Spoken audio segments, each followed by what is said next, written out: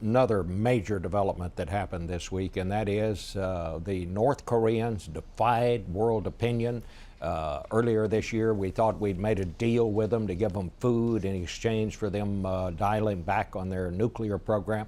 They fire basically an intercontinental missile, which could be used, most people say, to put a nuclear weapon all the way to the United States West Coast, if that happens someday. I mean, we hope it never does. But the thing blew up on the shortly after taking off.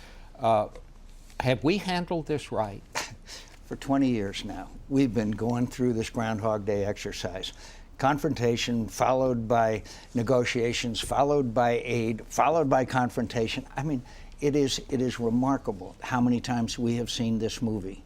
And meanwhile, the North Koreans continue to make progress on nuclear. Now we're going to hear there's going to be another nuclear test. And by the way, the Iranians will be paying attention to how we react to another Chinese nuclear test. And finally, the key to all of this, a North Korean nuclear. Excuse me, as to what the North Koreans, if they do a nuclear test. Finally, the key to this, again, is China.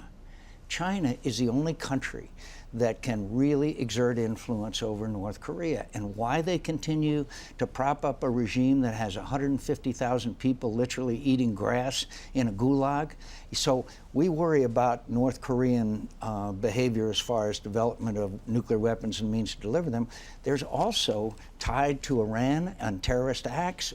In the Bush administration, we lifted restrictions against them in the hope that they would be coming back to the table. This is a failed policy by numerous administrations. And again, what would we suggest? Make sure that China understands that this is a key issue in our relationship with China.